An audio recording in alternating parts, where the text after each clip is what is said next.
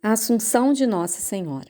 Celebramos neste domingo a solenidade da Assunção da Virgem Maria, em corpo e alma, à glória do paraíso. Este também é o destino que todos nós almejamos. É o destino dos filhos adotivos de Deus e membros do corpo de Cristo. Assim como Maria, nós também somos chamados a participar plenamente na vitória do Senhor sobre o pecado e a morte, e a reinar com Ele no seu reino eterno. O dogma da Assunção da Virgem Maria foi proclamado pelo Papa Pio XII no dia 1º de novembro de 1950, sendo instituída esta celebração para o dia 15 de agosto. Mas, por razões pastorais, no Brasil esta solenidade é transferida para o domingo seguinte. Na sua Constituição Apostólica, Munificentissimus Deus, o Papa Pio XII proclamava como dogma que a Virgem Maria, concluindo o curso da sua vida terrena, foi elevada à glória celeste em alma e corpo. Esta verdade de fé era conhecida pela tradição, afirmada pelos padres da Igreja, e representava um aspecto relevante ao culto prestado à Mãe de Cristo. Com esta proclamação, temos de forma dogmática aquilo que já tinha sido celebrado no culto e na devoção do povo de Deus, como a mais elevada e estável glorificação de Maria. Assim como aconteceu com Cristo, Maria viveu a morte e já triunfa na glória celeste, na totalidade do seu ser, de corpo e alma. É preciso lembrar aqui que somente Jesus e Maria subiram ao céu de corpo e alma. Os santos estão lá apenas com suas almas, pois os corpos estão na terra, aguardando a ressurreição do último dia. Maria, ao contrário, foi elevada ao céu também com seu corpo já ressuscitado. Como Maria não teve na alma a mancha do pecado original, ficou isenta da dura sentença dada aos demais. És pó, e ao pó hás de retornar. Gênesis 3:19. A nós, que herdamos o pecado original, é preciso voltar ao pó da terra de onde saímos, para que na ressurreição do último dia o Senhor nos refaça sem as sequelas do mal. Maria não esteve sujeita ao poder do pecado para poder ser a mãe de Deus. Também não podia ficar sob o império da morte, pois, como disse São Paulo, o salário do pecado é a morte. Romanos 6:23. Assim, Maria não experimentou a corrupção da carne, mas foi glorificada em sua alma e seu corpo. Jesus tem a mesma carne de Maria, por isto, ela devia ter a mesma glória do seu Filho divino. Era necessário, como afirmam os padres da Igreja, que aquela que no parto havia conservado íntegra a sua virgindade, conservasse o seu corpo sem corrupção, também após a morte. Com a Assunção da Virgem Maria aos céus, temos o êxito final daqueles que escutam a palavra de Deus e a colocam em prática. Lucas 11:28.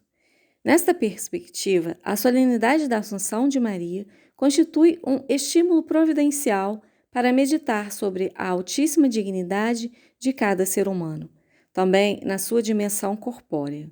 Trata-se de uma reflexão que se insere muito bem na vida de cada cristão. Por lei natural, os corpos de seres humanos se decompõem após a morte, e só no último dia cada corpo irá juntar-se com sua própria alma. Todos serão ressuscitados, tanto aqueles que praticam o mal, como aqueles que fizeram o bem. Será a ressurreição da carne, como rezamos no credo. Contudo, alguns virão para uma ressurreição de vida e outros ressuscitados para a condenação. Nossos corpos ressuscitados serão nossos próprios corpos, mas em um novo estado, imortal, sem defeito, não mais corrupto nem doente, sem envelhecer, pois estaremos na dimensão gloriosa. É o que chamamos de imortalidade.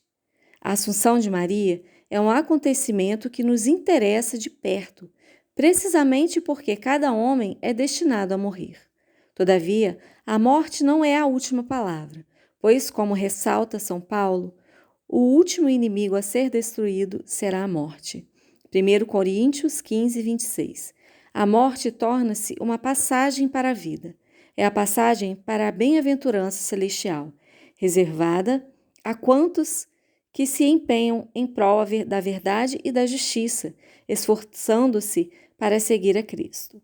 Lançando um olhar para a liturgia da palavra, somos chamados a contemplar a mulher revestida de sol, resplandecente de luz, tendo a lua debaixo dos pés e sobre a cabeça uma coroa de 12 estrelas. Nela, resplandece a vitória de Cristo sobre o maligno, representado na linguagem apocalíptica como um grande dragão vermelho. Apocalipse 12, 1, 3.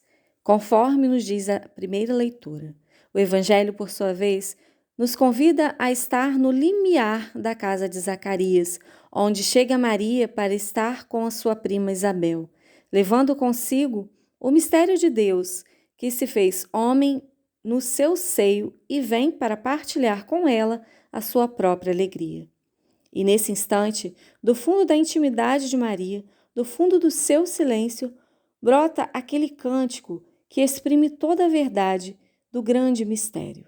É o cântico do Magnífica, que anuncia a história da salvação e manifesta o coração da mãe. A minha alma glorifica ao Senhor. Lucas 1, 46.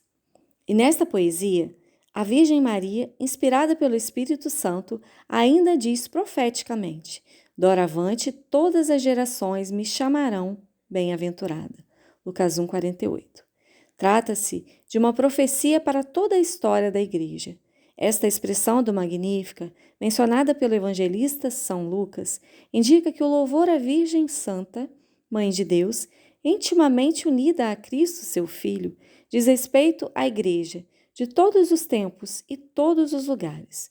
Isso também pressupõe que a glorificação de Maria já estava presente desde os tempos mais remotos.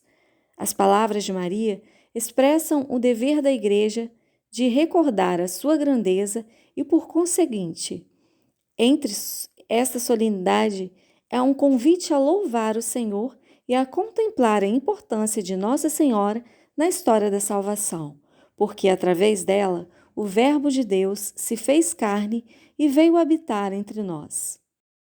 As palavras do Magnífica são como o testamento espiritual da Virgem Mãe. Com razão, portanto, elas constituem a herança daqueles que, ao reconhecerem-se seus filhos, decidem acolhê-la na própria casa, como fez o apóstolo João, que a recebeu como mãe diretamente dele, de Jesus, aos pés da cruz. Nessa solenidade da Assunção, lancemos o nosso olhar para Maria, pois ela nos abre a esperança. Há um futuro cheio de alegria e nos ensina o caminho para escolher o seu filho na fé, sem nunca perder a amizade com ele, sendo sempre iluminados e orientados pela sua palavra. Maria nos convida a segui-lo todos os dias, mesmo nos momentos em que sentimos que as nossas cruzes se tornaram muito pesadas. Peçamos ao Senhor que nos ajude a exaltá-lo com o espírito e a alma de Maria e a comunicar ao mundo a mensagem de Cristo. Que a Virgem da Glória interceda sempre por nós e nos ajude a viver no caminho do bem, sendo cotidianamente fortalecidos na fé e na esperança da vida eterna. Assim seja. Amém.